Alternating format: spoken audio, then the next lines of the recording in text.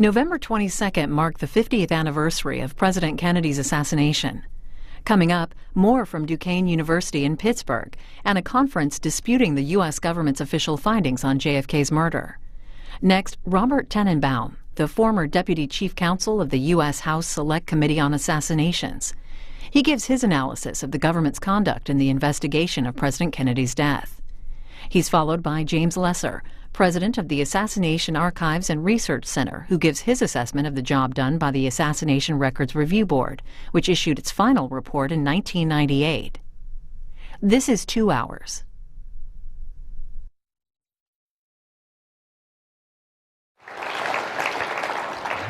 Thank you very much. Thank you, Ben. And thank you for all attending. I just wanted to, by way of introductory remarks, sort of tie some things up, because Joan Mellen gave a great talk this morning, and she talked about how the president has sort of surrendered to the CIA, which JFK did not do. JFK was going to appoint Bobby Kennedy as head of the CIA and reform it, which was a major issue in this whole investigation. But then last night, a gentleman from the Boston Globe talked about how the media covers matters of national security.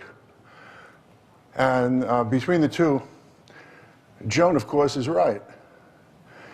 If the media were covering national security, and let me put it another way, if all of the researchers who you've heard, all of the authorities, were to focus on getting the truth today, how much better off would our society be? Benghazi as a very quick example. Administration knew in real time what was happening on September 11, 2012, which was a Tuesday.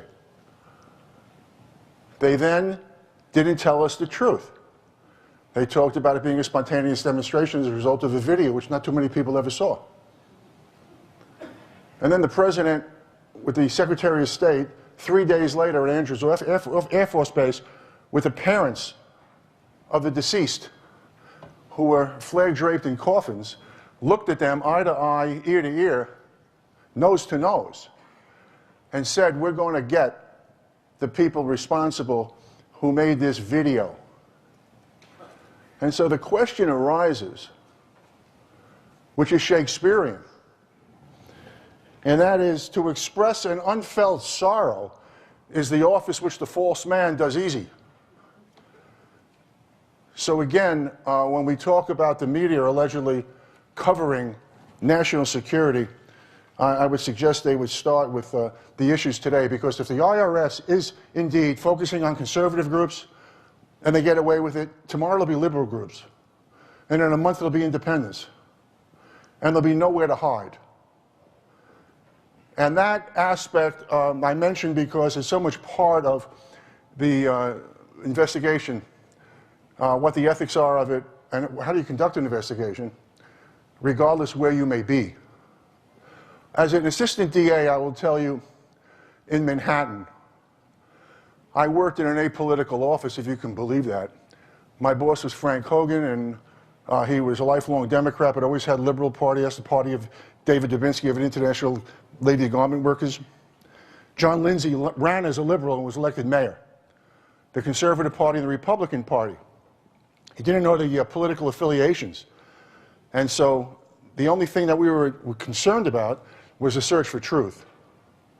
And if the major issue that we were always concerned about was to exonerate the unjustly accused. And in the kind of trials, high-profile trials that I had, lasting 5 months, 10 months, major murder cases, I spent a good part of the trial, particularly in summation, in debunking the big lie, defense. There's an old saw around the court, and it goes something like this. If you have a weak case on the facts, try the law. If you have a weak case on the law, try the facts. If you have a weak case on the law and the facts, you try the DA. When I came to Washington, I realized, after investigating the case and coming up with some very, very important evidence, I now had the big lie offense to deal with that was pursued by the government, that Oswald acted alone without foreign intervention. I can tell you from my experiences having tried several hundred cases to verdict and being responsible for thousands of cases as head of the criminal courts and running the Homicide Bureau, that I don't believe there's any courtroom in America where Oswald would have been convicted on the evidence that was presented before the Warren Commission. I also wanted to make mention of my dear friend Mark Lane. I was very honored when he asked me to do an introduction to his book, which is entitled The Last Word. And I wish you'd all read it. Isn't that nice that I could tell you to read other authors? And the amazing thing about Mark Lane is that I knew of Mark Lane when I was in the DA's office. When he was an assemblyman, I was in high school. And when I came into the DA's office right out of law school from Berkeley, college and law school at Berkeley, that was pre-revolutionary Berkeley, revolutionary Berkeley, and post-revolutionary Berkeley, Mark Lane was the scourge of DAs. And I try to explain to everybody that you want to try cases against the very best defense attorneys. Why? Because it's not about the win. It's about ensuring that in the case, justice is done, and you never want to win a case, have it reversed because of some faulty error that never should have been made. And Mark Lane, you should pray that you try a case against Mark Lane, who will press the government so that the evidence ultimately is trustworthy and relevant, and no appellate court will reverse the case from the trial record. When and the other book that I was asked to do an introduction to was Dr. Crenshaw's book, which they have now retitled, I understand. But I do want to leave you with this thought about that. Dr. Charles Crenshaw was in Trauma Room 1, as most of you may know, when the president's body was wheeled in to Parkland Hospital. Dr. Crenshaw is a renowned trauma surgeon. And Dr. Crenshaw indicated that the wounds came from the front and the right side. This is before there was a one-bullet theory. This is before there was a Warren Commission. And there was that kind of evidence that I thought would be very important to present to the committee, because if people want to know, when people say the Warren Commission didn't do a fair and honest job, you have to ask them, why wasn't Crenshaw called before the Warren Commission? That's what you would, if you had the theory, which they did regrettably, that is to say the Warren Commission worked from conclusion backwards.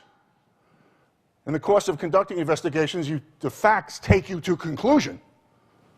The evidence, legally admissible evidence, take you to conclusion. Warren Commission did exactly the reverse. And that's exactly what should not happen, because as I was telling our committee members, we are not a grand jury. And we want to present all sides. So if you work from conclusion back, the Warren Commission, particularly with Earl Warren, formerly DA of Alameda County, Attorney General of California, Governor of California, he knows about exculpatory evidence. He's responsible for Brady v. Maryland. And that exculpatory evidence is any evidence that would show that the accused is not guilty. That's a serious burden on prosecutors. It's not something you wait to give them at the last second, 10 seconds before summation.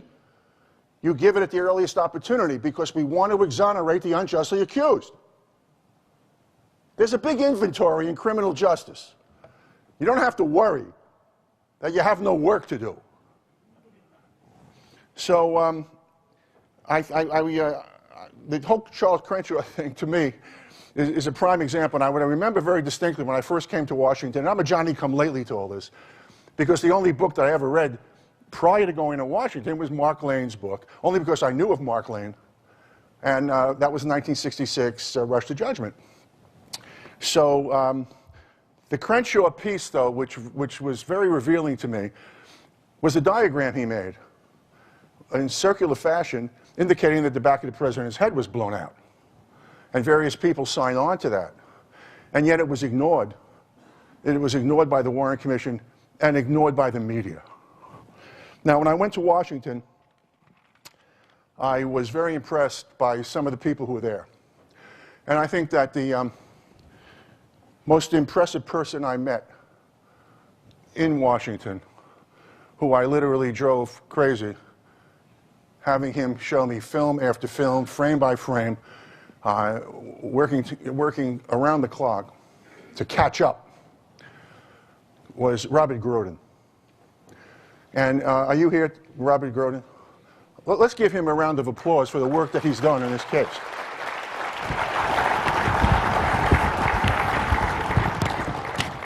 I just want you to keep in mind when I talk about the ethics of investigation that my background out of law school, the only reason I went to law school was to work in the office of District Attorney Frank Hogan and to try the worst of the worst and work my way up, ultimately to be selected to get into the Homicide Bureau, which is the major leagues of this whole business.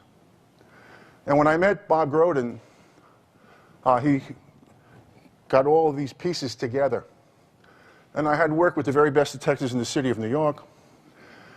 And I wish I had, in retrospect, Gary Aguilar and Joan Mellen on my staff, and we would have ended corruption in New York City, given their expertise and diligence and comprehensive and thorough investigation. And Groden, the same thing. And we worked and worked, and finally it sunk in about all the different aspects of all this. But there was, what was critical in my training was that this was a search for truth under the rules of evidence.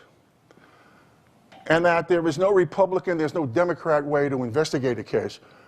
And there's no liberal or conservative way to evaluate evidence. So I also, before I get into what really happened in Washington, which was shocking to me, because I'm just a Jewish kid who grew up in Brooklyn and played ball and drilled my way out to Berkeley and lived with traditional American values.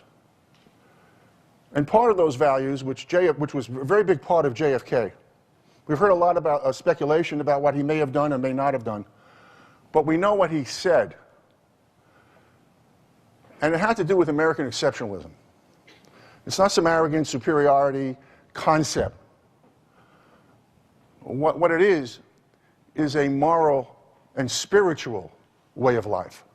And it came to America with the Puritans, who saw themselves as the children of Israel in the Old Testament, who fled oppression, who took a perilous journey across the vast ocean, and who believed that they came to the promised land and that we would be judged. They would be judged as moral beings. And so it was John Winthrop in about 1630, who was the founder of the Massachusetts Bay Colony, who said, "We are this city on the hill." It wasn't Ronald Reagan.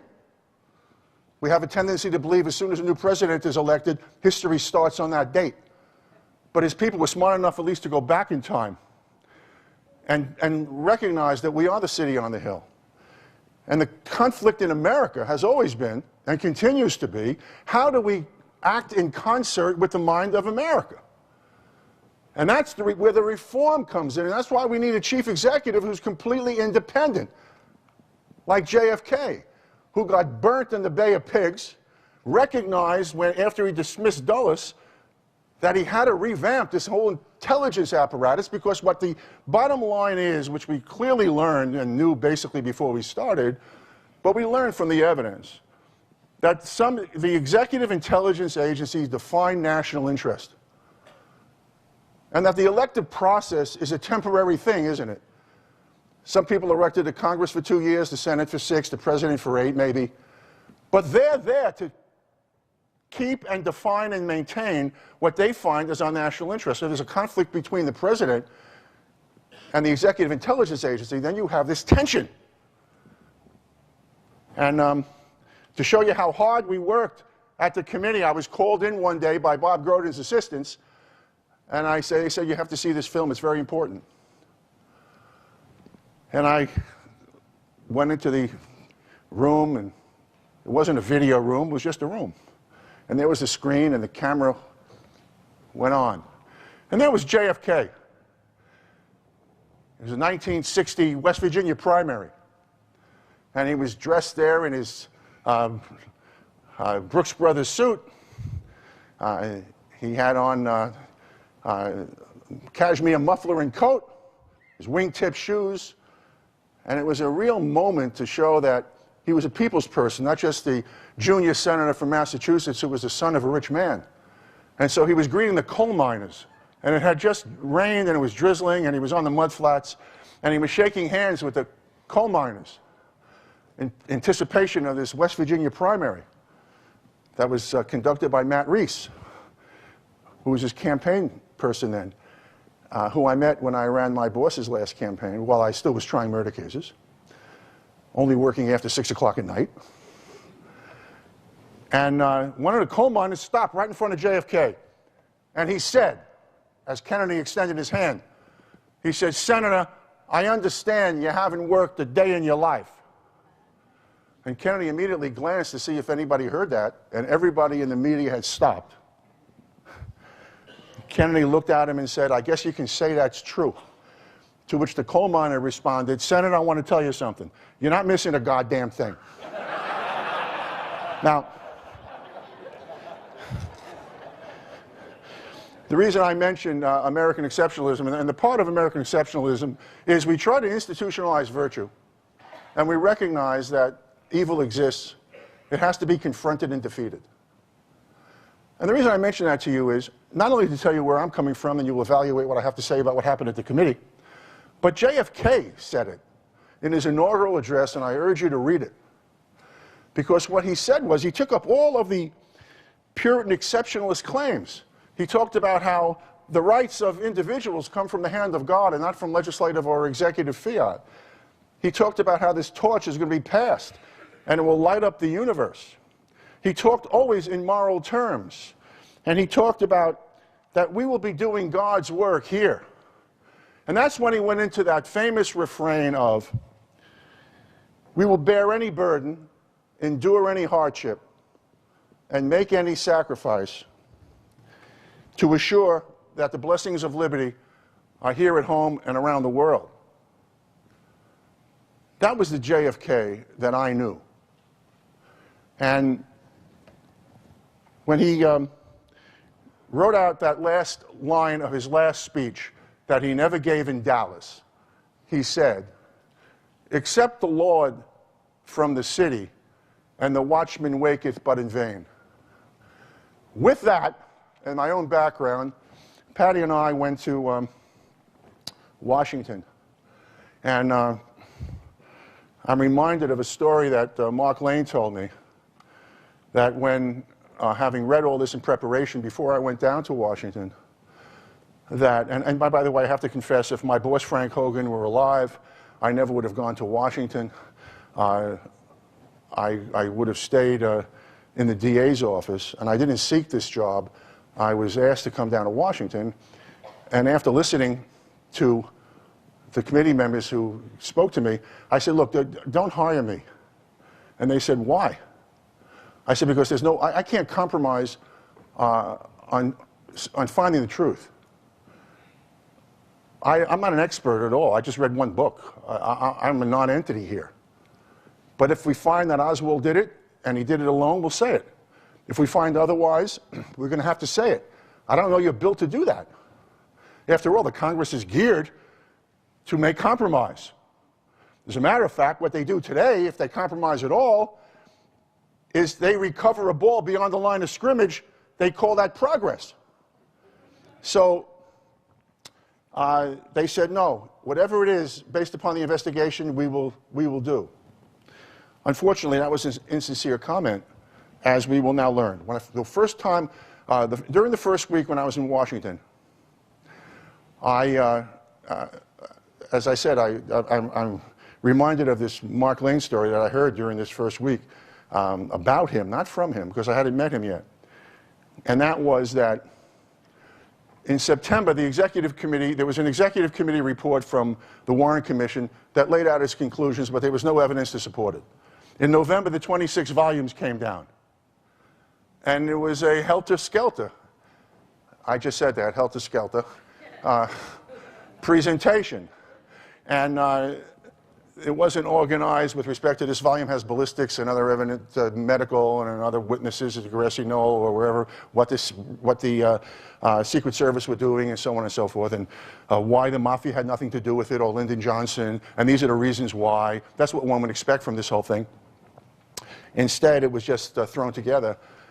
And Anthony Lewis, who Joan mentioned, was waiting online with none other than the infamous Mark Lane. And they got the 26 volumes in the afternoon. And the next day in the New York Times, Anthony Lewis had an op-ed piece saying, well, here it is. The evidence now supports the executive committee, the executive report from the Warren Commission. And Mark Lane wrote him a letter and said, it's going to take me about 1.5 years to read all this material. How is it that you were able to do it overnight? Mark Lane still hasn't heard from him because he probably hasn't finished the letter. So I get called after hearing these stories about Mark, and again, you can't say enough about him because he was responsible for the committee to take off. He was also responsible, as I will indicate, by doing great work with respect to the Freedom of Information Act. He's like Menuhin is to the violin. Both of them get out of their instruments things that nobody is capable of doing. And the committee then, that is to say my experience with the committee, was terminated when I resigned, and I will tell you how that happened.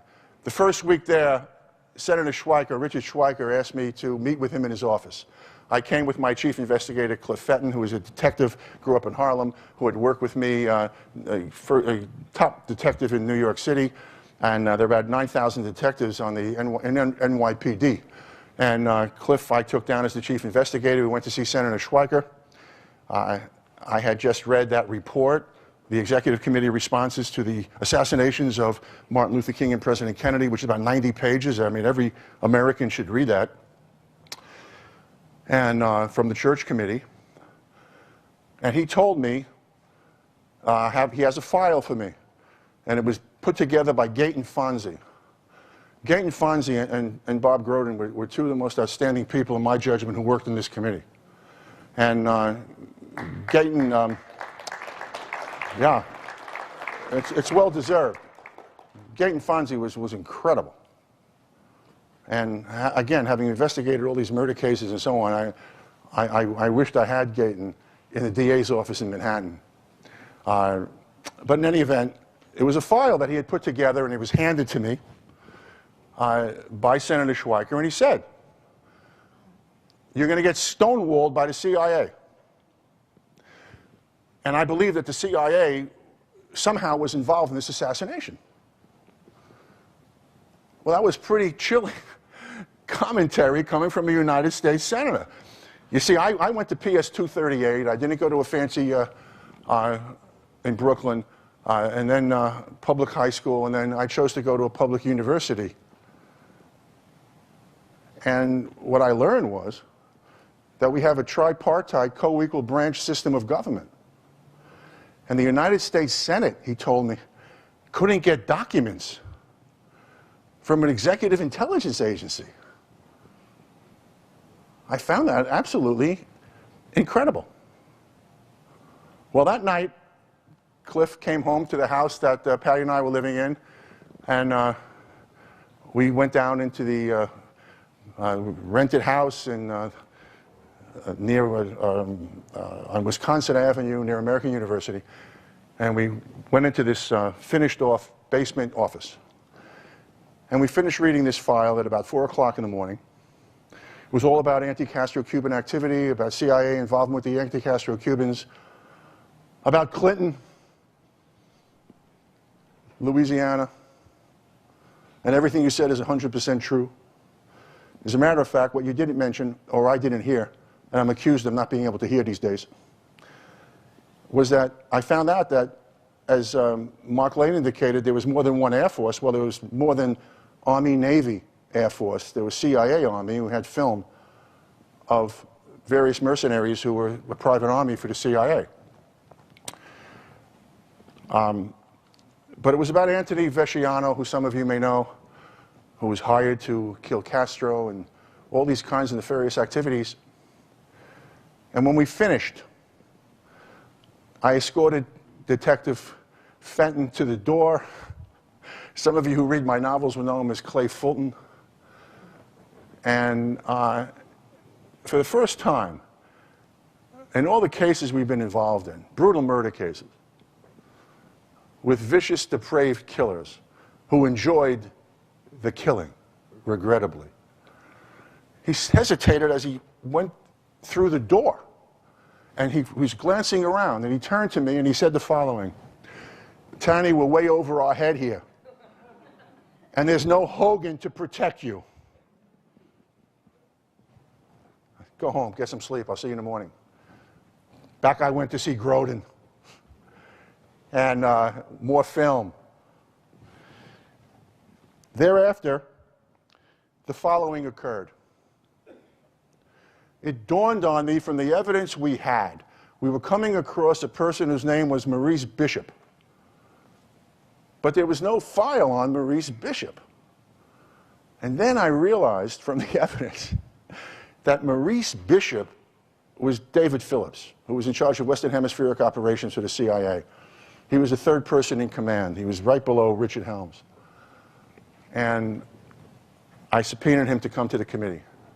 I should tell you, Cliff Fenton served a subpoena on George de Mohrenschildt in West Palm Beach, and that was the very day that he allegedly killed himself.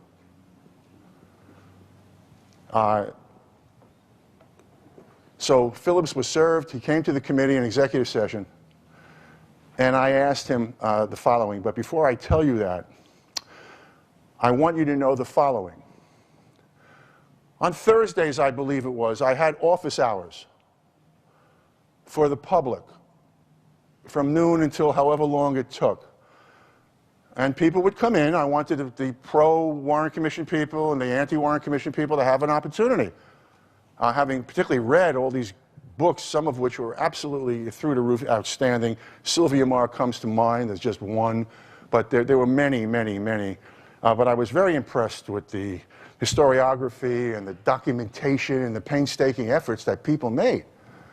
And a gentleman comes in, and there was no time, and on my own dime, I had coffee and donuts for people, and they were lined up. And in walks this gentleman who was introduced to me, Mark Lane. The first time I had ever seen him in the flesh. And he had striking dark hair. I can testify to that. And he walked in, and I get up to greet him, and he hands me an envelope. And he walks out. I said, "Wait a minute, where are you going? Don't you want to have a seat and tell me what's in the envelope?" He said, "No, I know all about you. I know you'll do the right thing." And he left. Well, I opened up that envelope, and the following occurred. Seated opposite me at the table, at this long table, rectangular, was David Phillips. He appeared as though he had just walked out of a coffin. He was ashen, thin, three-piece suit, very erect. He sat down. He was sworn in. The stenographer was to my left. And he was where the gentleman is, right here in front of me.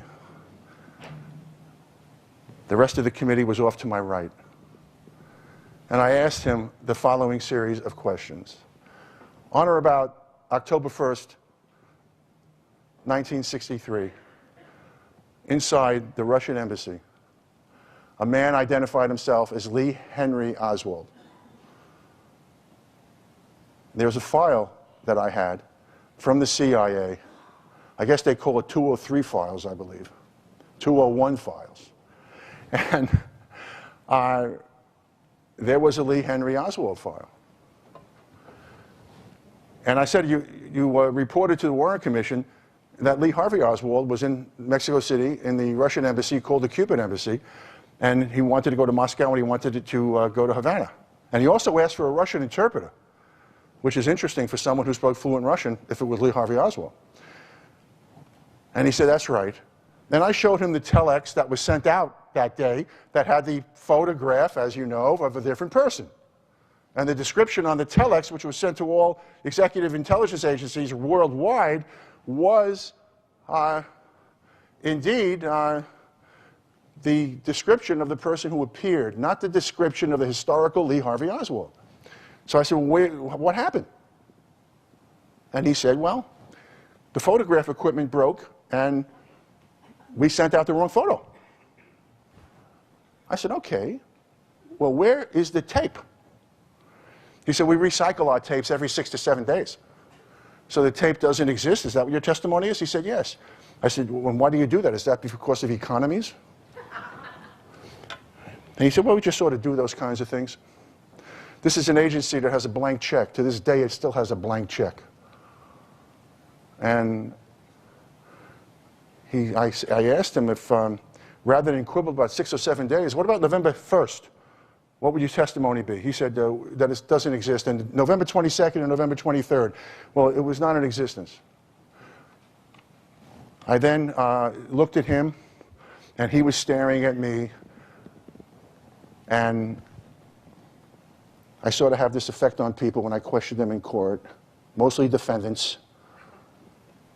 I said, there are 3 people in this room who now know that you've committed perjury. You, me, Detective Fenton, who's standing off to the left. I'm going to give you a chance to purge yourself. And he stared at me and said nothing. I then asked Cliff to circulate the memo that I received from Mark Lane. And the memo states as follows in substance. It's from J. Edgar Hoover to all supervisorial personnel in the FBI worldwide, dated November 23rd, 1963. And it states that our agents, 7 of them, who have been questioning Lee Harvey Oswald for the past 17 hours, keep in mind this is a pre-Miranda case, who have questioned him for the past 17 hours, have listened to the tape made by the individual on or about October 1st, 1963, inside the Russian embassy in Mexico City, calling a Cuban embassy, and they can state categorically that the voice on the tape is not the voice of Lee Harvey Oswald. So he now read it. This is your chance. And in his, what we call demeanor evidence, appellate courts, Judge Wecht, do not have the benefit of demeanor evidence, do they? He looked at me, and I will give you the cleanest version I can, and that is to say that in his mind, his staring at me and my having the gall in his alleged mind to ask these questions of him would be the equivalent of him obliterating my presence. He simply folded up the document and he left the room. At which point, one of the members of the committee said, why didn't we get this document before? I said, we're not playing that game. That's the game that was played with the Warren Commission. The very people who should have been queried about what happened, the FBI and the CIA and executive intelligence agencies, were the investigators. And we know that they had members like Alan Dulles and Jerry Ford, regrettably, who was reporting to the FBI. Dulles, of course, was still the embodiment, notwithstanding the fact he was fired by JFK, of the CIA. And I said, this is what we're going to do. In order, since we're not a grand jury, we should invite him back with a lawyer and tell him he's now committed contempt because he was subpoenaed and there are more questions to be asked, and he committed perjury. And try to have him absolve himself of that and tell us the truth. That's what this is about, isn't it? How naive am I? They remained silent. I had been asked by the committee, by the way, to speak to the 435 members of the House to get our funding. And after this meeting, we no longer had franking privileges. That is, we couldn't send out any mail. They cut our ability to have long-distance telephone calls, and they cut the pay of the staff.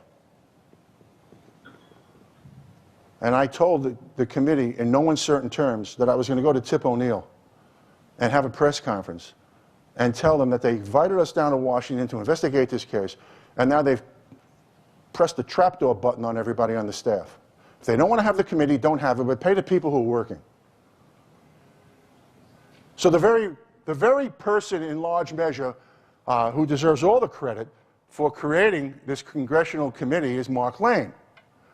And the very evidence that he gave me caused this committee, in my judgment, to crash. And what happened was I was called by the chair, Lou Stokes, who I never knew before, but we became lifelong friends thereafter. And he called me and said the following: Bob, can we have a talk? I said, sure, Lou. You want me to come to your office? Would you? And I go upstairs. And he's telling me about all the compromises that have to be made. I said, look, Lou, you're a better man than I couldn't serve here. That is to say, I could not conduct this kind of an investigation in this House. If you are not going to vote, and what the process is, the committee has to vote if someone has committed perjury and/or contempt before the Congress, and they submit it to the full House. And the House votes, majority rule, it goes to the D.C. Attorney General, the person who is the Chief Law Enforcement Officer in D.C. And then they decide to prosecute, given the nature of what the evidence is. So far in my lifetime, the only person that has happened to is Roger Clemens, a notorious criminal, who was acquitted, by the way, after it was sent to the House, and he was so condemned, censured, on the very same evidence. Robert McNamara, who was Secretary of Defense, who lied to the United States Senate about an alleged operation by North Vietnam in the Gulf of Tonkin on August 2nd and August 9th, 1964, where he claimed that there was ships that fired upon American ships, and that was the inducing cause for the Gulf of Tonkin resolution that got us very much involved in Vietnam. He lied. How do we know that? He said so. Was he ever brought forward? By the way, if someone were testifying about whether or not we should go to war, would it offend your common sense if I suggested to you that maybe you'd want to investigate whether or not there's corroboration for what that statement was? How difficult would it have been with the McNamara case to simply ask our commanders in the 5th Fleet and the 6th Fleet and so on, all the fleet commanders, what, if anything, happened in the Gulf of Tonkin? And the answer would have been nothing, because he made a joke of it. He joked that he meant General Giap, G-I-A-P, the leader of North Vietnam forces. And he asked Giap, what did happen that day? And Giap said nothing happened. And no one ever thought, to this day, this media we have in this country, to write the truth about what happened. The 59,000 kids are not here because someone lied to the Congress in large measure to establish the predicate. If there is a predicate for war, we need to corroborate it. We have to understand it involves our national interest. And as a last resort, we go to war. I'm taking my family, as a matter of fact, as a side note, to Normandy on the 70th anniversary. Just like I think this may be the last anniversary of this kind of a convocation, I think that Normandy on the 70th will be also the last time we'll have those veterans there. Now, when people ask me about what was the state of mind of Earl Warren, I refer them to the executive committee of the Warren Commission, wherein Earl Warren is greeted by Wagoner Carr. This happened about the third week in January '64. And in the third week of January, the following transcribed hearing. Wagoner Carr, the Attorney General of Texas, Leon Jaworski, his chief counsel, who 10 years later would be involved on the Watergate as chief counsel, and Henry Wade, the DA of Dallas, went to see the Chief Justice. Of course, the Chief Justice never should have accepted his job because of the separation of powers. What kind of trial do you think Lee Harvey Oswald would have had in America if the Chief Justice essentially constructively indicted him and said, this is the man who murdered the president and he acted alone. This is the chief rabbi, the head kahuna here of the judiciary, another co-equal branch of government. Nevertheless, Wagoner Carr states with Wade that they have from unimpeachable sources their term that Lee Harvey Oswald was a contract employee for the CIA and for the FBI. And the Chief Justice says, well, we'll investigate that. Not so fast, says Allen Dulles. And what do you mean, says the Chief Justice? Well, Dulles says, J. Edgar Hoover's already upset with us because we're investigating this case. And if asked, he'll simply say that Oswald had nothing to do with the FBI. And the Chief Justice says, you mean to tell me that if we swear in an agent that he will lie under oath? Dulles, in black and white, in testimony before the Chief Justice, says if he's a good agent, he will. And the Chief Justice says, well, who will he tell the truth to? Maybe the president. And what happened was I told Lou Stokes that if the committee is going to do nothing, which I expect they will, that he has my resignation, and I'm going to speak with Dick Sprague, who was in Philadelphia. And I told Dick to come down, that the curtain had come down. And particularly after speaking to the membership of the House. And I met with most of the three, the complement of the House. I met with, for example, Jim Wright in his office, who was then majority leader. And this is the kind of interplay that occurred very briefly. He was sitting back in his chair, and I always had staff people. I needed witnesses to at least meet with the members of the House of Representatives. And he was sitting back in his chair like so, with his foot up on the desk. And here I am in the majority leader's office, on the other side of the desk. And I said to him, we need the funding because we're very close to dealing with the anti-Castro-Cuban CIA connection to this case. And we've run down the track of various other theories about evidentiary of who may be involved and who's not. And that included organized crime, and included LBJ, and so on and so forth.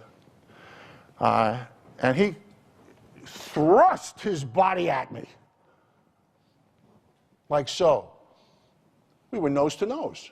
I just sat there watching this. He said, you mean to tell me that Sirhan was involved with the anti-Castro-Cubans in the CIA? Keep in mind, this was a front page story because the CIA had assets in the major newspapers. They went after Sprague. They tried to destroy his reputation. And he said to me that Sirhan, he thought I was telling him. Of course, I never mentioned Sirhan. I said, well, you know, I said to him, I think this is part of the problem about the funding issue. He said, what do you mean? I said, you see, we're not investigating the assassination of Senator Kennedy of New York. We're investigating the assassination of the president. Oh, he said. Oh. I then left. Dick Sprague came down to my office in Washington. I told him what happened, about everything, and he said, what do you think we should do? I said, we're going to resign. I said, he said, okay. I called up Lou Stokes. I said, get the committee together. Dick and I are going to resign. He got a good percentage of the committee, and there were some very good people on this committee. Richardson Pryor from North Carolina, Yvonne Burke, who, by the way, is from L.A., and Yvonne was on the Intelligence Committee and gave a blank check to the CIA. It was just done. You argue it, you know, you're not going to get along. Forget about dealing with the truth and what should be done. And they said, why are you going to resign? I said, it's very simple. I made a decision a long time ago in my life that my search for truth would never be compromised. Might not always find it, but we would do everything, I would do everything in search of it. And I don't want to be part of a historical investigation that is insincere and is a fraud. This whole thing's a sham. What you need to do is probably get somebody who you're going to hire, let him write a report, and just wipe your hands of it and go on to your next case. At which point they said, well, if Sprague, I'm getting the hook here from Ben. This happens to me in court all the time, Judge. They carry me out during summation. I'm not done, you know, I'm not done.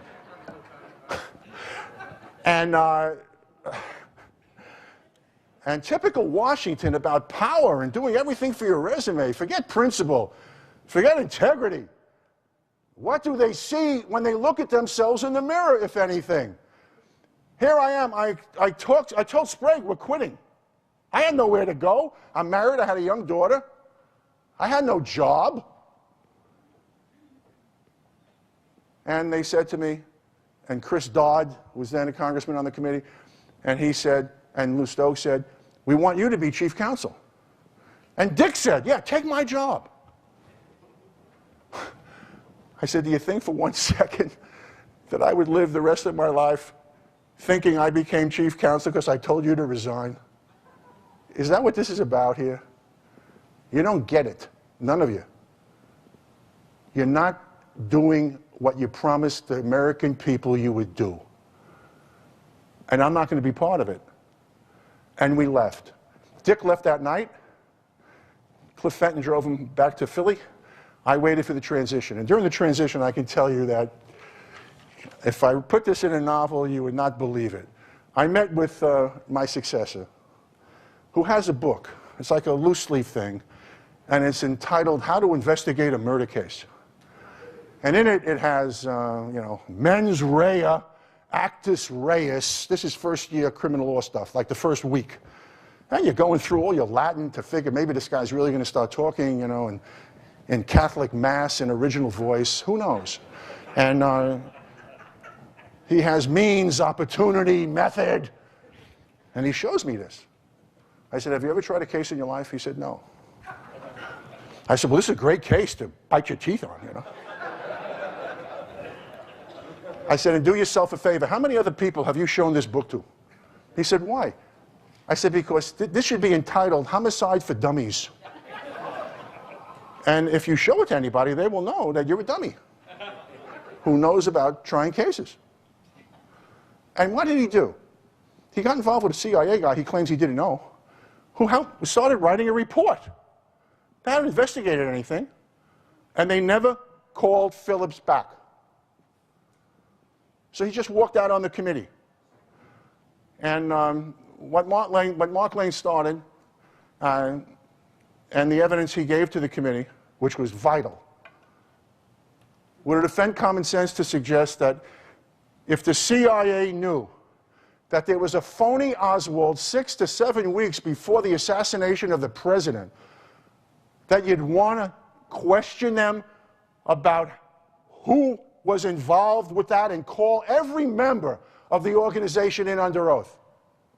As long as it took to find and get every document. I said we would not accept redacted documents. Not only did my successor accept the redacted documents, but he couldn't even take notes from them. And believe me, when you investigate a murder case, notwithstanding the two extraordinary individuals, Martin Luther King and President Kennedy, it's a murder case. And whether you love Kennedy or not, or you love King or not, is irrelevant when you search for truth. There are no sources and methods in these documents. And yet, There are people who do not understand, they don't even understand it today, regrettably, that this tripartite, co-equal branch of government is meaningful. And I agree with Mark Lane when he talked about the greatest generation. Hamilton and Jefferson and Adams, Washington. They gave their lives, their sacred honor, and their fortunes for freedom. And that's what we're about. Freedom. If the DNA of America is about freedom, and the institutions of government have to respond to the needs of the people. And that's why I left Washington. And I never looked back. And that's all I have to say about that. Thank you very much.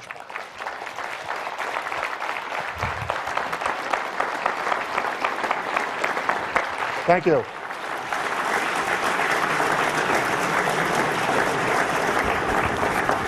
Thank you very much. Sure, yeah, absolutely.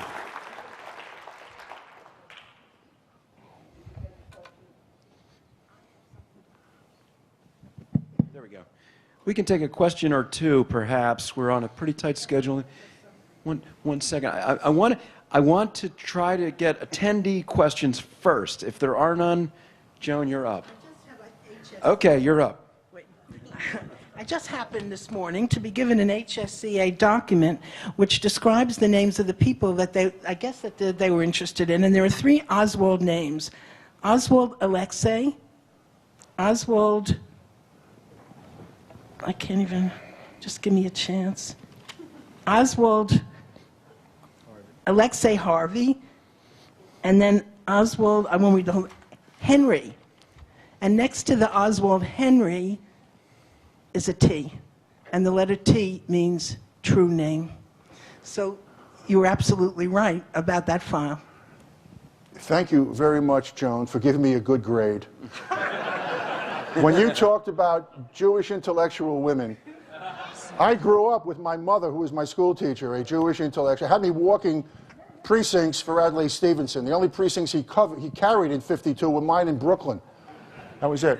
Yes, sir. My specialty is kind of the medical evidence, and when you study the medical evidence, you come across this amazing coincidence that the HSCA Forensic Pathology Panel was made up of colleagues of Dr. Russell Fisher, whose findings they were supposed to be reviewing. His 2 closest colleagues were Dr. Charles Petty and Dr. Werner Spitz, and they both ended up on the panel reviewing his findings. And I wanted to know how that happened. I know that you were involved in hiring Dr. Bodden. Was Dr. Bodden given the full leeway to hire his own people, or was he instructed to hire people that were supposed to bring a balanced view on the medical evidence? Thank you for asking that. Mike Bodden I've known for many, many, many years when I was in the DA's office. He was I wear my glasses because I can't see very well, you see, so I will now take them off and not trying to be Jack Nicholson Jr. I knew Mike because he was Deputy Chief Medical Examiner in the city of New York, and the medical examiner's office was under the legendary Milton Helpern, who was the chief ME. And I worked with both Dr. Helpern and with Mike Bodden. Mike was assigned to Manhattan, New York County.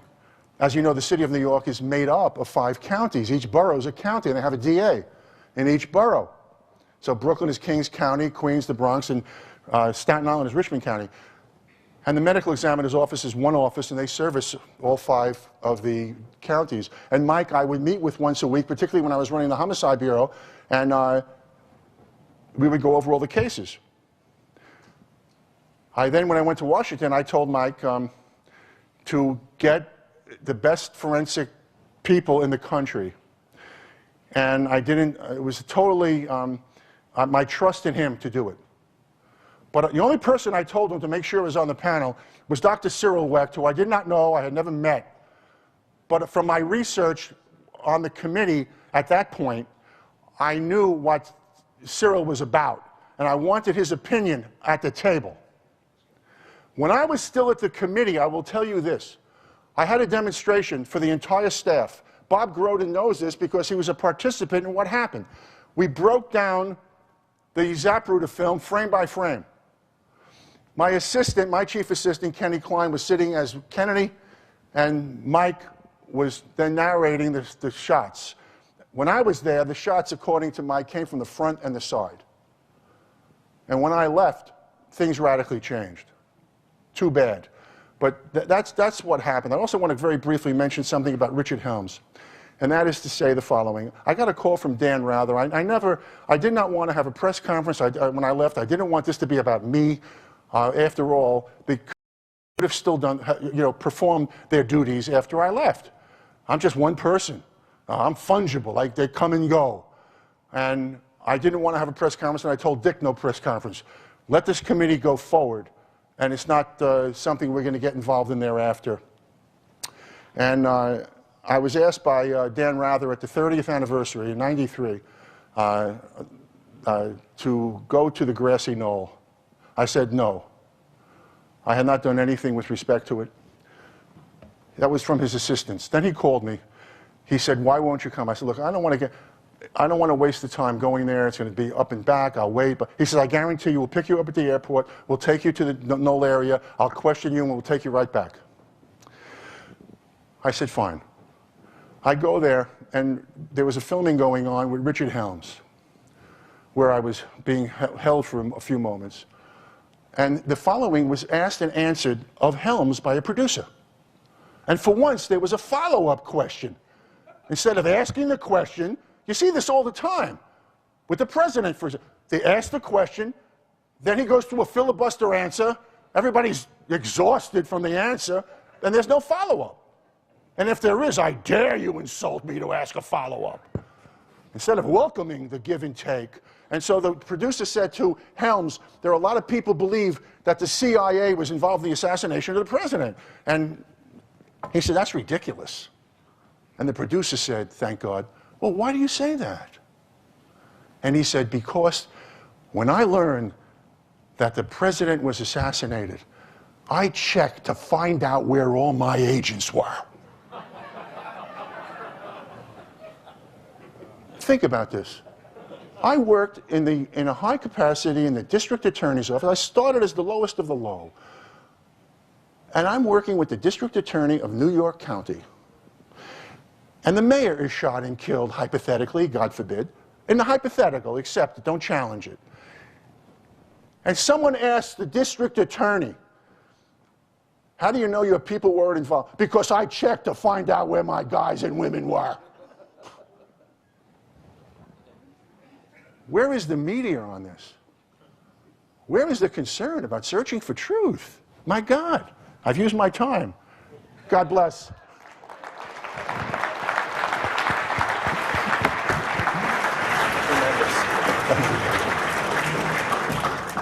Okay, for those who want to continue following the House Select Committee on Assassinations, Dan Hardway, who was an investigator for the committee, is here. He's going to be speaking specifically about his attempts to gather information from the CIA, some of which you heard about here.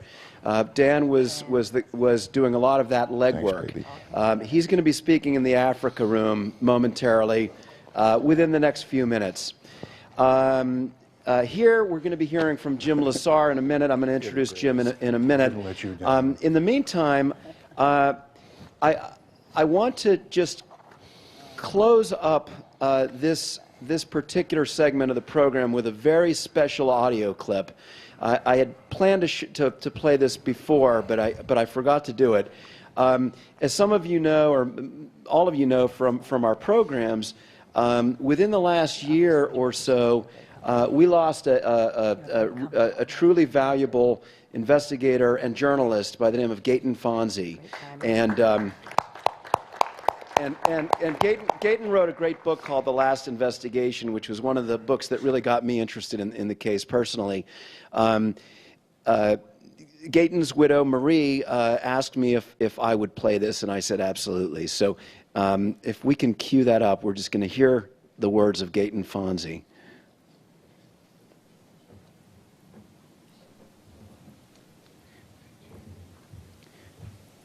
And there may be two versions of that clip on that thumb drive. Well, yeah.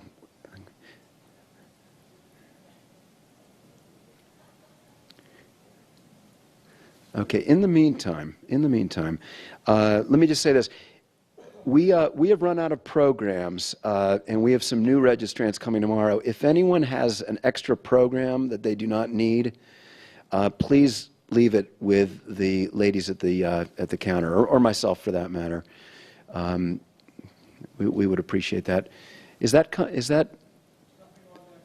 There's nothing on that thumb drive for that particular clip. Okay, we have it here on campus. We're going to play it at some point. In the meantime, is Marie here right now? Is Marie here? We just wanted to say thank you for Gaeton, and thank you for coming up here. And we will play that clip. I'll have to get them a fresh file. Something happened in the transmission there. I have the cassette also. I didn't think we'd have a cassette player here. Maybe we do. That'll be the low-tech solution. Okay, so we're going to be moving along now. In the early 90s, as you know, the Assassination Records Collection Act was passed and enacted, I should say, and the Assassination Records Review Board was created. The Assassination Records Review Board did a lot of good work. There are questions whether they did enough work. What did we learn from them? We've asked Jim Lesar. Jim, as you know, is the founder and president of the Assassination Archive and Research Center in Washington, and a prominent FOIA, Freedom of Information Act attorney specializing in matters relating to the JFK and Martin Luther King cases. Jim Lesar.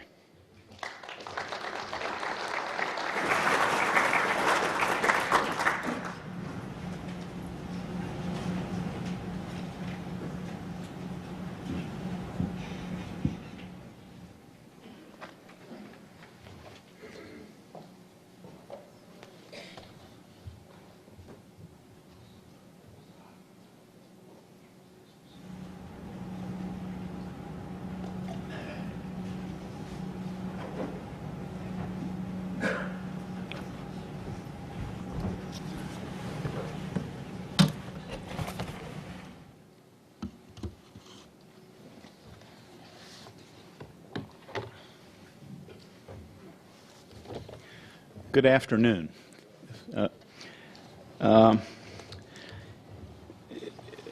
In 1991, Oliver Stone produced the JFK movie, and it had the largest impact on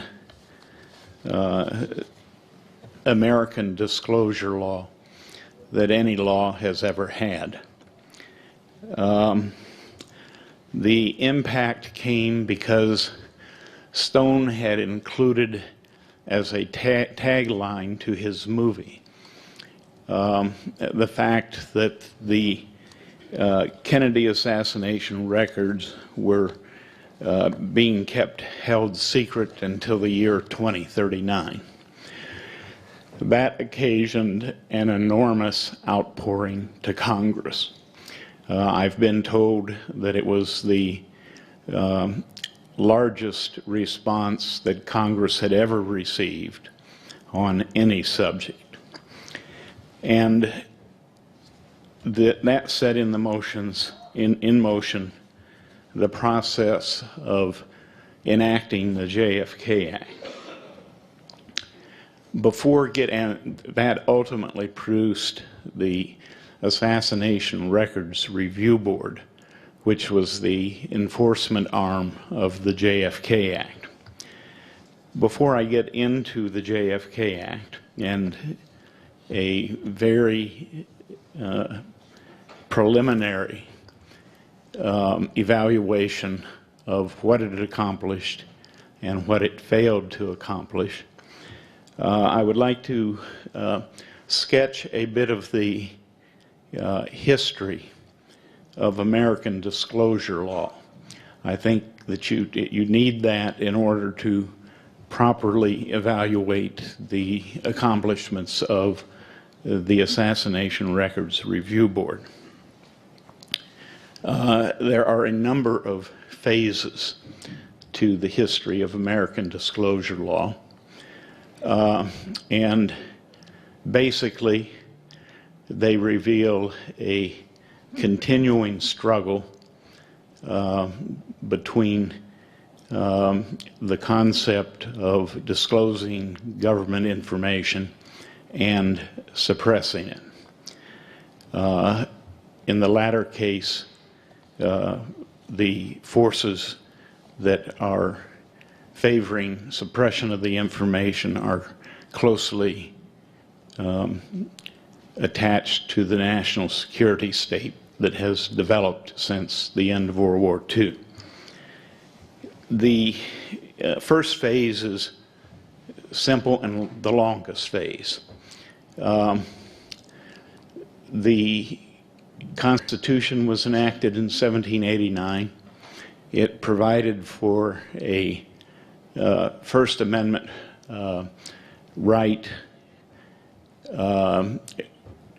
that you could not restrict freedom of speech and freedom of religion.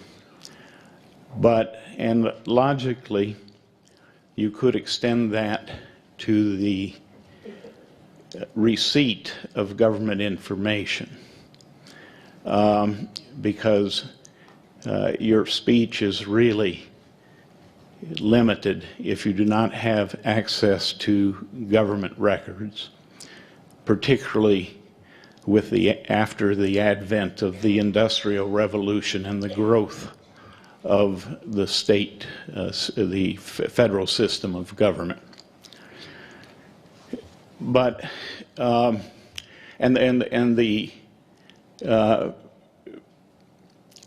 the theoretical basis for requiring the disclosure of government information was laid early on by James Madison, and I have his quote here somewhere. Essentially, it is that knowledge will forever govern ignorance, and a people who intend to be their own governors must arm themselves with the power that knowledge gives. A popular government without access to information, to popular information or the means of acquiring it, is a prologue to a tragedy or a farce or perhaps both.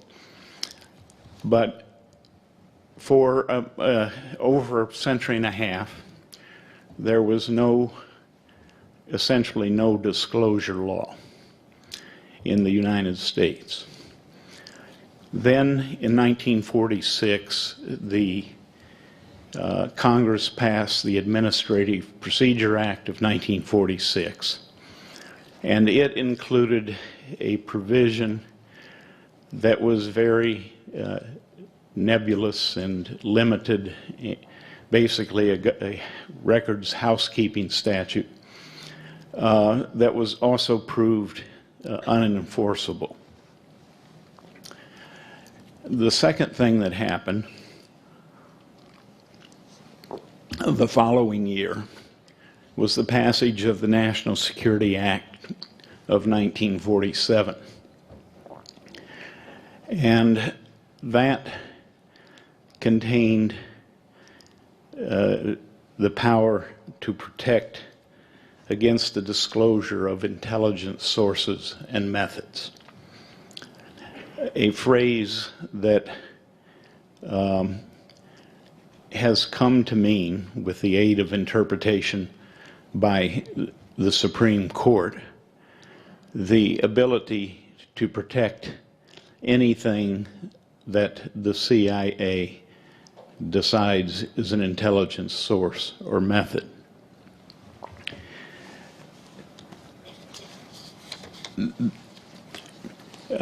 By its nature, when you set up an intelligence agency, you are going to want access to media in particular. You want access to all kinds of sources, and particularly to those in the media. And there is a symbiotic relationship which develops between the media and the government intelligence agencies.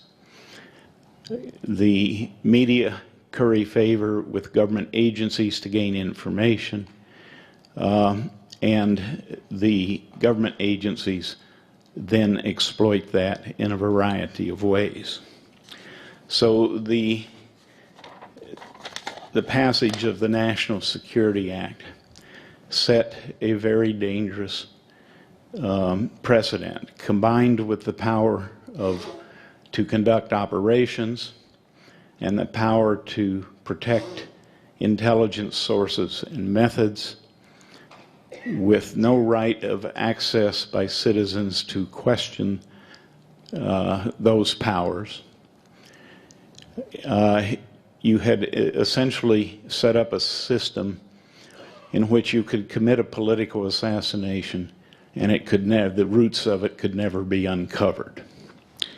That was the phase of American disclosure law from 1947 until the passage of the Freedom of Information Act in 1966. In 1966, citing the quote that I just gave you from James Madison, Congress passed the Freedom of Information Act. It was a unique law in a number of respects, and its author, as a practical standpoint, was Bernard Fensterwald, Bud Fensterwald, who later became deeply involved in the investigation of the Kennedy assassination and other political assassinations. The Freedom of Information Act was novel in several respects. One, it provided that any person could have access to government records, and any person meant anyone in the world, a sweeping proposition that only someone like Bud Fensterwald could imagine. I'm surprised that it became the law. It's not restricted to citizens. It doesn't exclude permanent residents. A person in a yurt in Mongolia could make a FOIA request. Unfortunately, the law was passed in July 4, 1966, became effective July 7, 1967. It passed in 66, became effective in 67.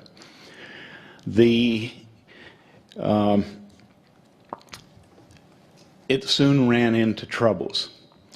The agencies resisted it totally. The courts would not enforce it, and it quickly languished. And a Kennedy assassination researcher who led the way in FOIA litigation for a couple of decades, Harold Weisberg, was one of the first to use the act.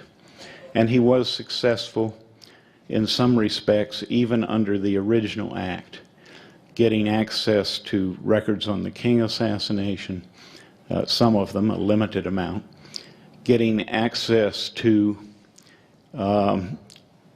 the Warren Commission executive session transcript, the January 27, 1964 Warren Commission executive transcript, which revealed that Dulles said that the CIA would lie about whether or not Oswald was an agent.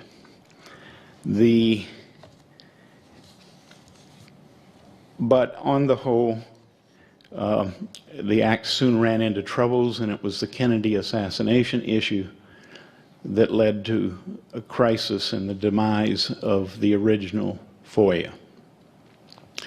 Weisberg had filed a lawsuit. Bud Fensterwald was the lead counsel. I assisted him a bit.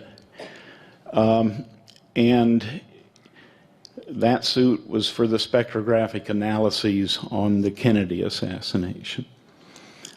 The suit actually landed in the court of Judge Sirica, Maximum John Sirica, who later became famous because he got Watergate reopened on the basis of Bud Fensterwald's representation of James McCord. The spectral lawsuit, Maximum John Sirica threw the case out, saying that it was not in the interest of the United States to reveal the records. The FBI had filed a declaration in the court saying that the heavens would fall, law enforcement would collapse if the FBI lab results on the testing of the bullets in the Kennedy assassination were revealed to the public.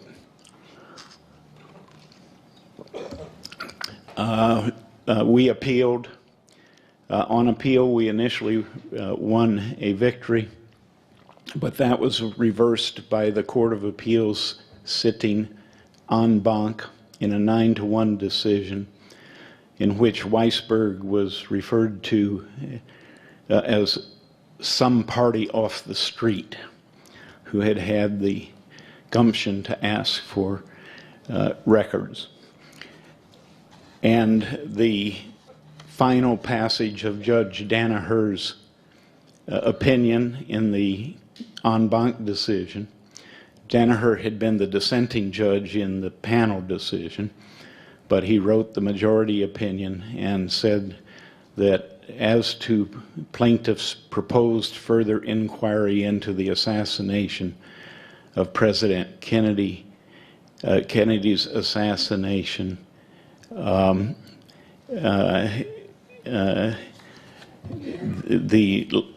law forfends against this, and then he concluded his opinion in all capital letters, requiescat in pace, rest in peace. There was an attempt to appeal to the Supreme Court. Only one justice wanted to grant certiorari in the case, Justice William O. Douglas. But at that time, this occurred at the time that Watergate was breaking open, and the Congress, and there was another development which related to national security law, and that is that the Congresswoman Patsy Mink had requested the results of the nuclear testing at Amchitka, Alaska. And the Supreme Court ruled that if the government had cited Exemption 1, which is the exemption protecting classified information. And the government said that if a government agent had stamped a document classified, that was the end of the question, the end of the matter. You couldn't do any more than that. And the Supreme Court upheld that, saying it didn't matter whether or not a mistake had been made or the decision was actually corrupt. If the government said it was classified, and that was the end of the matter. That and the Watergate environment led the Congress to seek to amend the Freedom of Information Act. And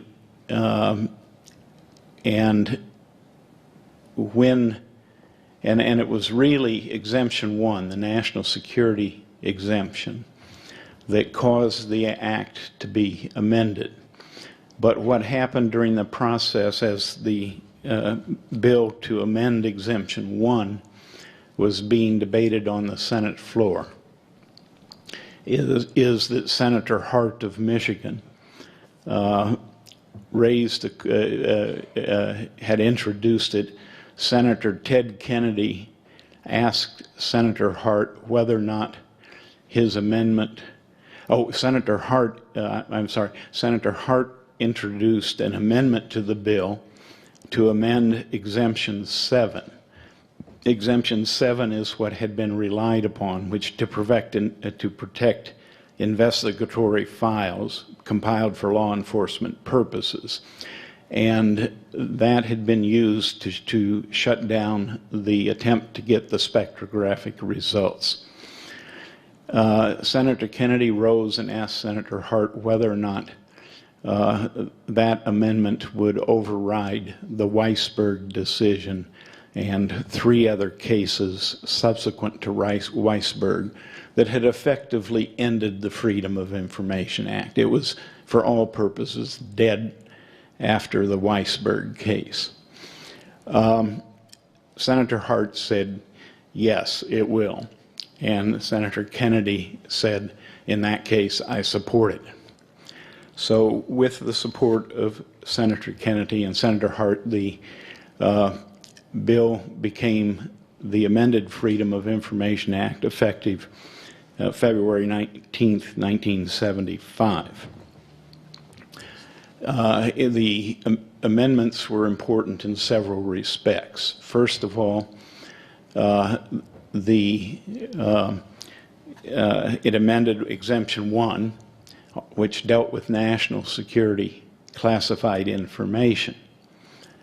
The problem is that, and the Exemption 7 amendment restored the ability to get files from law enforcement agencies such as the FBI.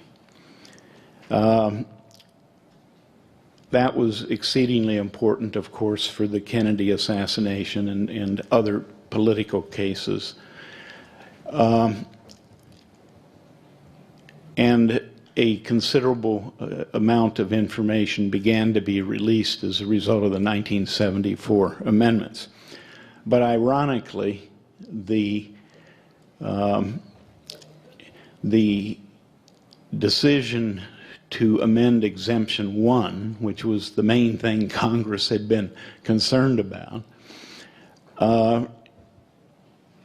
has, ever since 1974, been very seldom used.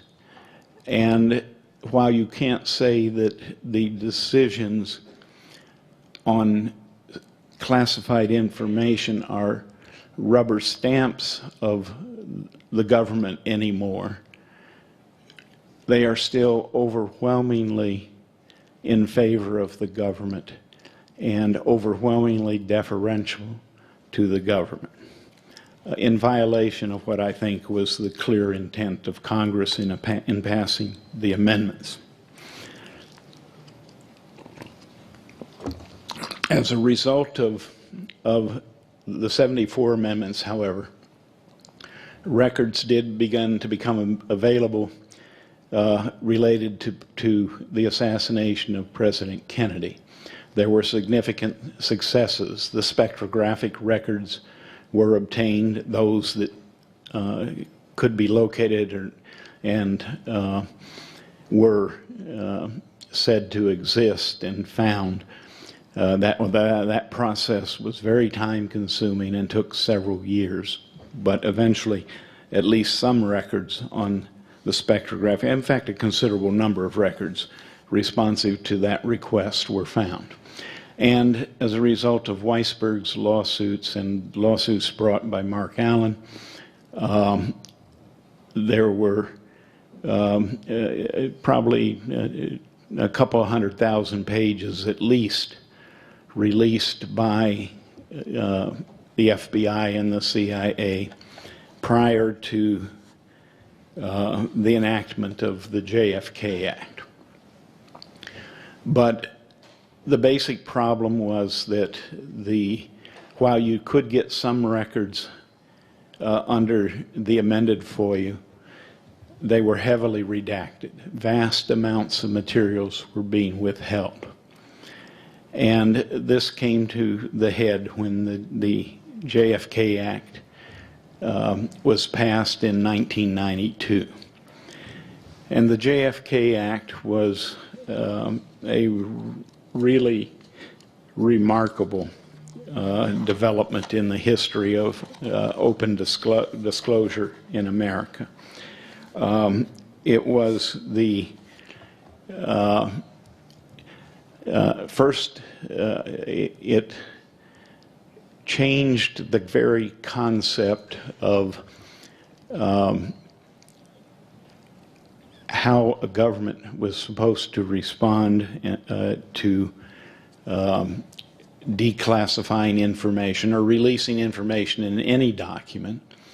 The Freedom of Information Act had been based on the concept that information was either exempt or not.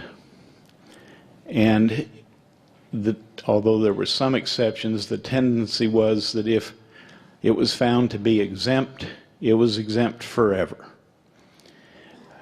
The JFK Act changed that concept fundamentally. All information was ultimately to be released.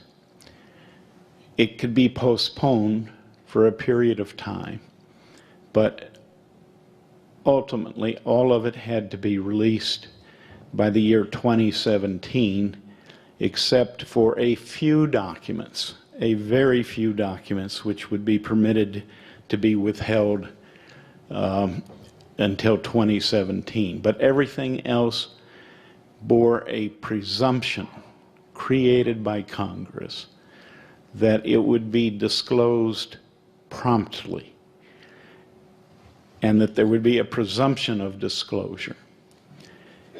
And in terms of the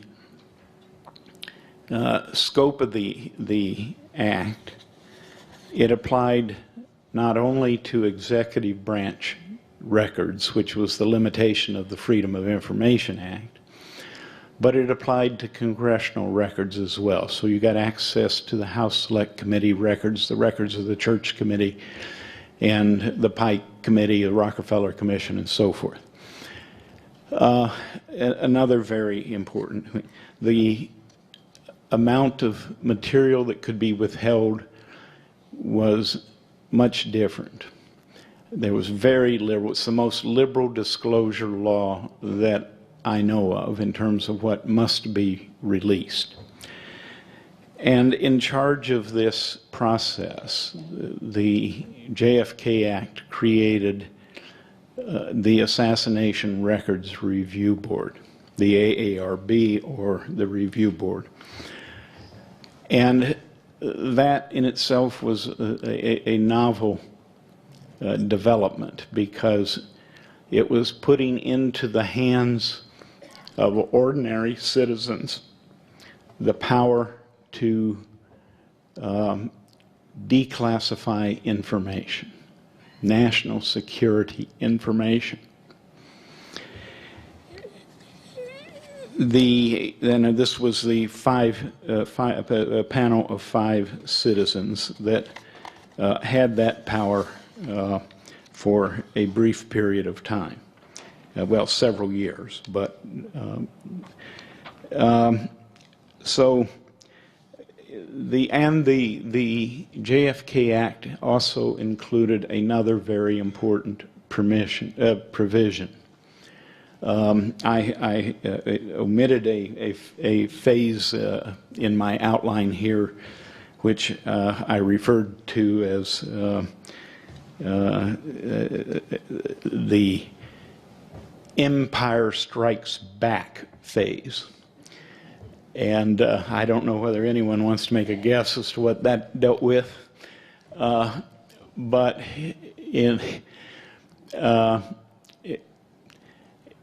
in 1984, George Orwell's year, the CIA and the ACLU got in bed together and whomped up a law called, with perfect Orwellian title, the CIA Information Act of 1984. The purpose of the CIA Information Act of 1984 was not to disclose information, it was to withhold it.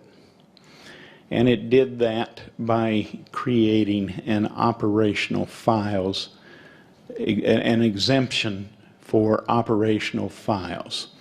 Operational files would no longer be subject to search under the Freedom of Information Act or review under the Freedom of Information Act. If it was an operational file, it was exempt. There were, however, three narrow exceptions to that provision. And they have seldom been employed. But again, the Kennedy assassination came to the fore, and they were applied in the case of Jefferson Morley versus the Central Intelligence Agency. And in that case, we were successful in getting the Court of Appeals to rule that the records on George Joannides had to be searched. And as a result, a couple of thousand pages of records pertaining to Joannides were released. Now, the history, and this is a success of the JFK Act and a success of the Assassination Records Review Board, because the records that the existence of Joannides had been concealed, and the records. Well, first let me backtrack. Most of you probably know, but some of you may not, that George Joannides had been the case officer for the DRE, the Cuban Student Directorate, which Oswald had been in contact with in the months prior to the assassination of President Kennedy. And that information had been concealed from the Warren Commission, the Church Committee, and when the House Select Committee on Assassinations began to ask after those records, the CIA brought out of retirement a case officer, George Joannides, and placed him in as the liaison with the House Select Committee on Assassinations. Neither Joannides nor the CIA told the House Select Committee that George Joannides was the guy they were looking for to answer questions about who had been the case officer for the DRE. They didn't provide records relating to the relationship between Oswald and the DRE. So they left, they misled Congress. They fundamentally subverted the Congressional Committee trying to investigate the assassination of President Kennedy. This is one of the most important results of the JFK Act, because it means that the last official investigation to probe the assassination of President Kennedy was subverted by an agency that itself was under investigation. Professor G. Robert Blakey has, in filings he made in the Morley case, denounced this, saying that it was a violation not only of the House Select Committee's agreement with the CIA in their memorandum of understanding, but also was a violation of criminal law.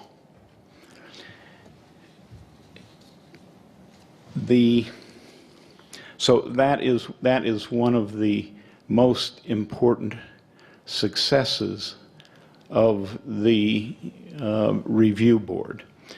Another extremely important success was the disclosure of Operation Northwoods.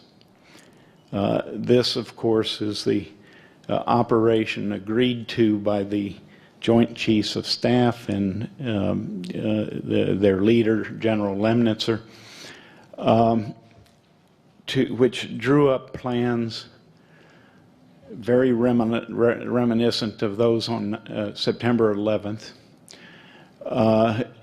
to include terrorist activities, shooting people in the streets of Washington, D.C. and Miami, shooting refugees in boats flying from Cuba, hijacking planes, all in order to foment a case for invasion of Cuba.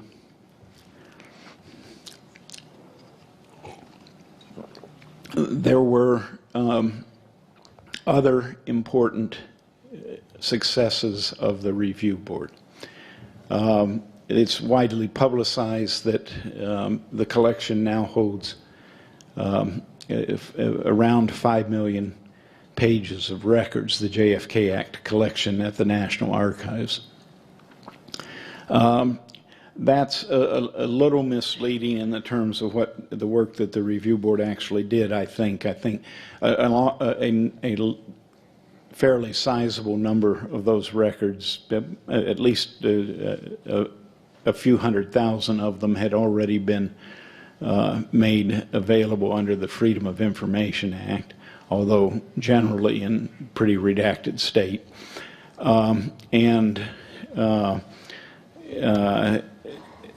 And a lot of them were duplicate copies, but it's still a very impressive achievement. They got a lot of stuff out, and importantly, they did what no court had been able to do, what no congressional committee had been able to do.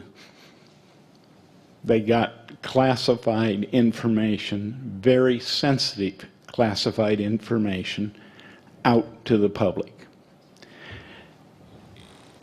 It included, the information released included all kinds of very sensitive materials. Code names, pseudonyms, cryptonyms, CIA stations, information that the intelligence agencies for decades had resisted, generally successfully, from being released by anyone, either court or congressional committee. It came out in a huge volume. And much of the time that has passed since the passage of the JFK Act and the process of releasing these records began has been devoted by researchers to trying to assimilate that vast repository of information. And we're seeing the results of it now in book after book, which contains new revelations about what the government did. There were other things that the review board did that were also important. It got medical records released and the medical record clarified. The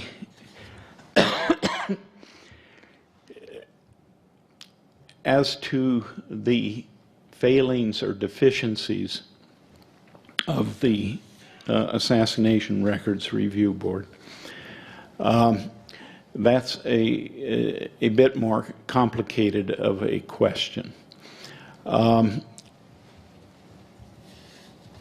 There are some that are clearly, there's some things that are obvious, and some of them are admitted in their final report.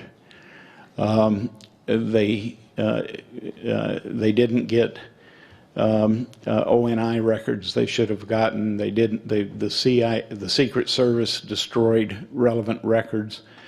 They didn't get White House communication tapes. Now, not all of this is necessarily the fault of the review board.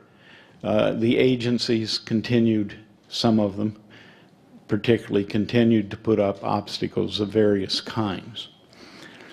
But still, while I have to say that the review board did an outstanding job in many respects, and in terms of the historical comparison, it is at the maximum of what it has been able to achieve through legislation to get access to government records. There are a couple of things that are particularly troubling, and one of them, of course, is whether or not the review board lived up to the basic commitment of the JFK Act. The basic commitment was that they were going to get all records out promptly, and they were going to do this to end the climate of distrust that Americans had towards the government on the issue of the Kennedy assassination. And they were going to reassure the public and restore that confidence. The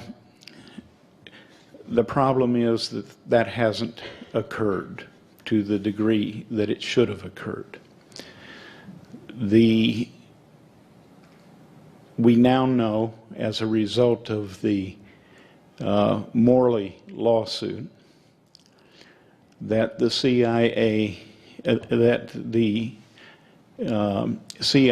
has been withholding until 2017 and perhaps beyond, although it is supposed to by 2017, absent personal approval by the President of the United States, to release all records. It has been withholding 1,171 documents that are JFK Act documents. The exact number of pages is not known. There is some reason to believe that it may be as many as 50,000 pages. That was a figure that I elicited from the Deputy Archivist of the United States when I questioned him at a public forum on the plan to declassify 400 million pages of historical records. He said that approximately 1% of the JFK Act collection remained withheld. But the National Archives is now not giving and appears to be unable to give a figure as to exactly how many pages are involved.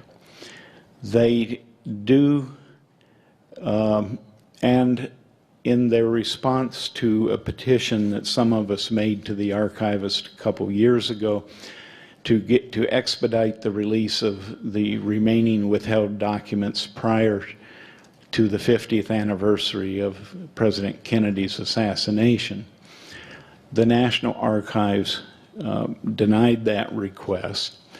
And they have, the suggestion is out there that that these records are of minor importance anyway, which of course belies the fact that they're being withheld until 2017, the maximum period of time you would sort of expect that those of the most sensitivity would be the ones, and potential importance would be the ones that would be withheld the longest.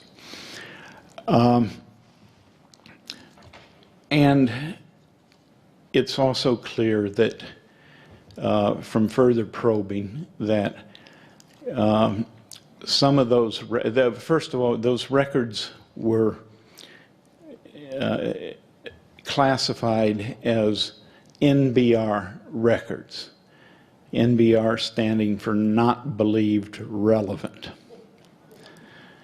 Some of the ones that are being withheld deal with E. Howard Hunt, the Cuban Revolutionary Council, No Cinco. Now, on the face of it, those are highly relevant to JFK assassination inquiry. They're certainly within the basic statutory definition of a JFK assassination related record, because they were requested by the House Select Committee on Assassinations. That put them under the congressional definition of the term within the scope of records that should have been reprocessed and released under the JFK Act.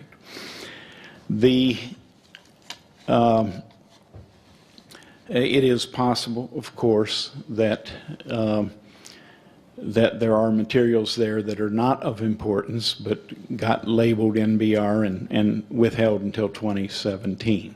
We can't be sure at this point, not having seen the documents. And there are, in any large investigation, there's always the possibility of records that are not related to the subject matter of the investigation getting included.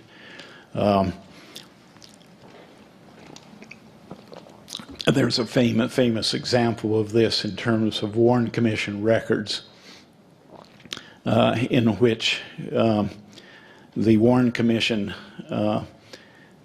withheld the dental charts of Jack Ruby's grandmother.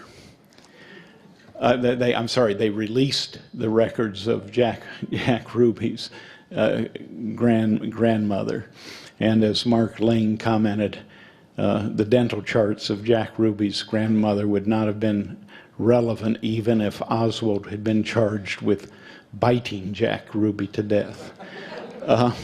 Or Jack Ruby had been charged with biting Oswald to death. Time is up? 10 minutes, okay. All right. A second area that is of extreme importance is the failure of the review board, I think, to apply a proper standard in terms of defining assassination-related records. And the scope of the term, which was intended to be broad, and they held hearings on the definition, and they did provide a very broad definition of assassination-related records. But there are problems here, particularly as applies to the church committee records. First, there are church committee records which were within that term and apparently were designated as JFK assassination-related records, which have not been provided. And that is a prime source of concern that needs to be addressed. Secondly, the scope of the definition of JFK assassination records as it was applied to the church committee, and I think to other bodies of records as well, was, I think, unduly limited. On the face of it, they did conduct an investigation of church committee records to determine what records were related to the JFK assassination. But that, I think, was misguided. On the face of it, the political assassinations of Lumumba and Trujillo and DM and the others that were the subject of the church committee report were possibly related to the JFK assassination. They may, for example, have involved the same agents. We know, for example, that David Phillips was involved in the Allende operation. We now know, despite the church committee's finding to the contrary, that the situation regarding the Lumumba assassination was more complicated and less exculpatory of the CIA than the church committee made out. That possibility exists with respect to each of those assassinations, I think, and all of those records should be made available. Anyway, I think my time is up, except maybe for some questions. Oh, Ben left. Pardon? Anyway, are there any questions? And first, my eyesight is very bad, and I cannot see people, so you're just going to have to talk. Dan? Or who?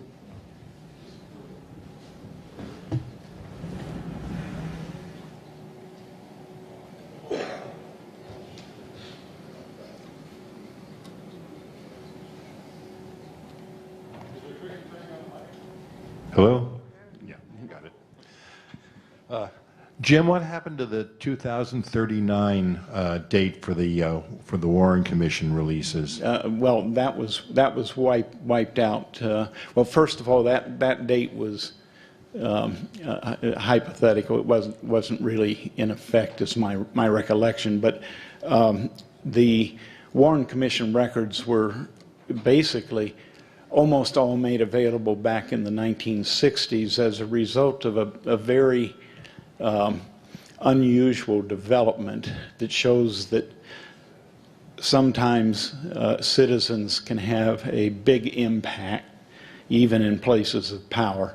When the Warren initial controversy over the withholding of the Warren Commission records for 75 years came to the front in 65, 66. Mayor H.L. Johnson of Cedar Rapids, Iowa, no relation to President Lyndon Johnson, wrote a stinging letter, very brief, a page, or just basically a page, a stinging letter saying that he could not believe the Warren report unless the records were released.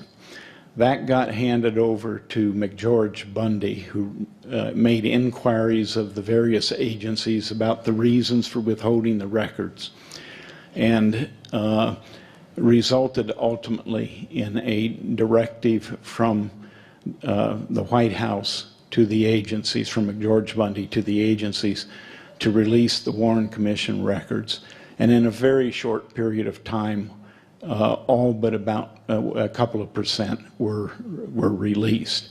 The rest of them, I think, have basically all been released by as a result of the JFK Act. I don't know whether Malcolm Blunt is here or not. He's far more the expert on this than I am, and it's conceivable there's some out there that I haven't heard about, but basically they're out. Yes. I may have missed one point in your summation of the history of the law of the freedom of information. Did you or did you not, or putting aside whether you said it, if you did, I missed it. Is it simply flat out illegal to destroy records?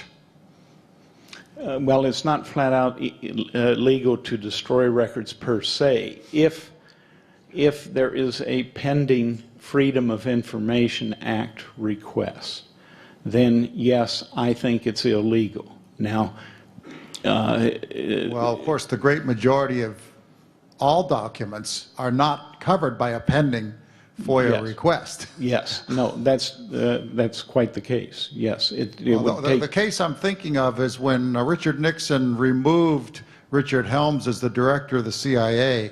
I think he and his secretary, Helms and his secretary, spent about a week, thousands and thousands of documents. Yes. Apparently, a fully legal thing to do. Yes, let me hesitate a bit on that and say that it would depend on something I'm not sure I know the answer to at this point, but there is a record, there is a provision of the National Records Act. The National Archives is supposed to review all records that are going to be destroyed and pass judgment on whether or not they should be preserved for posterity.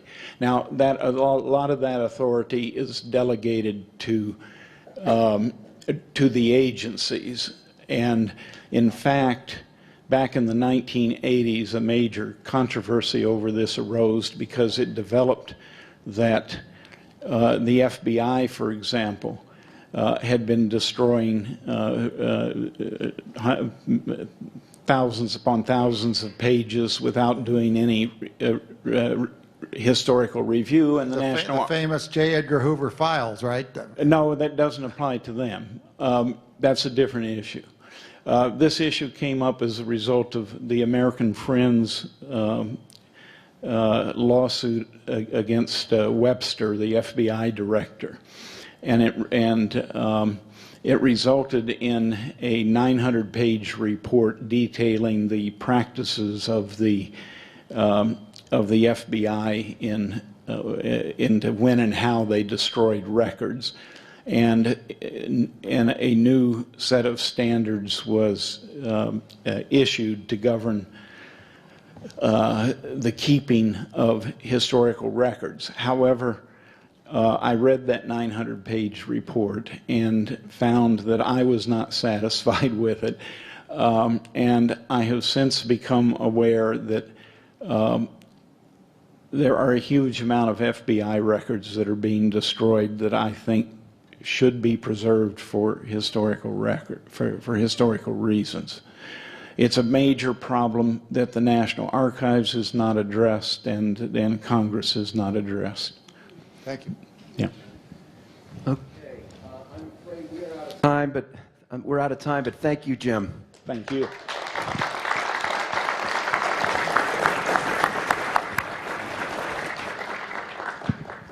I think that audio clip we can play. Okay, we're going to try this again. Marie and everyone, through the miracles of modern technology. Let's see.